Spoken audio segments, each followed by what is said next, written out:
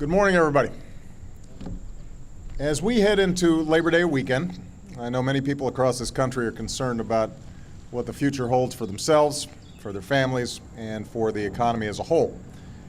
As I've said from the start, there's no quick fix to the worst recession we've experienced since the Great Depression. The hard truth is that it took years to create our current economic problems, and it'll take more time than any of us would like to repair the damage. Millions of our neighbors are living with that painfully every day.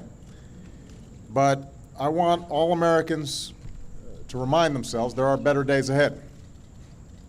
Even after this economic crisis, our markets remain the most dynamic in the world. Our workers are still the most productive. We remain the global leader in innovation, in discovery, in entrepreneurship. Now, the month I took office, we were losing 750,000 jobs a month.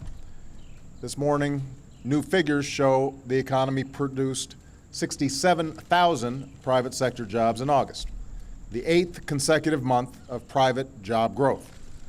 Additionally, the numbers for July were revised upward to 107,000. Now, that's positive news, and it reflects the steps we've already taken to break the back of this recession.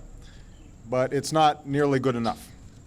That's why we need to take further steps to create jobs and keep the economy growing, including extending tax cuts for the middle class and investing in the areas of our economy where the potential for job growth is greatest. In the weeks ahead, I'll be discussing some of these ideas in more detail. But one thing we also have to do right now, one thing we have a responsibility to do right now, is to lift up our small businesses, which accounted for over 60% of job losses in the final months of last year.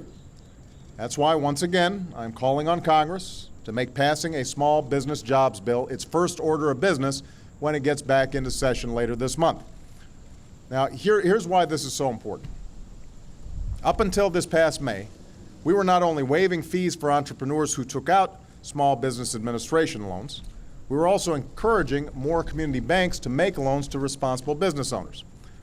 Now, these steps are part of the reason about 70,000 new small business administration loans have been approved since I took office.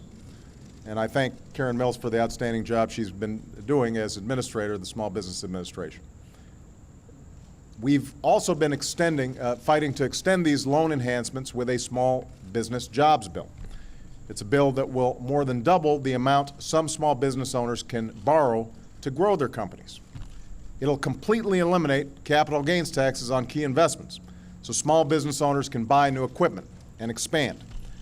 And it will accelerate $55 billion in tax cuts for businesses, large and small, that make job-creating investments in the next 14 months. And keep in mind, it is paid for.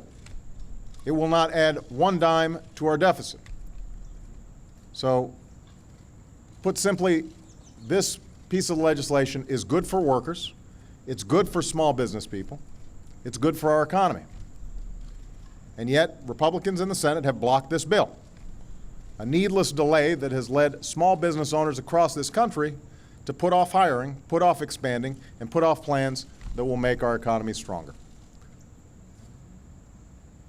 I've repeated since I ran for office, there is no silver bullet that is going to solve all of our economic problems overnight.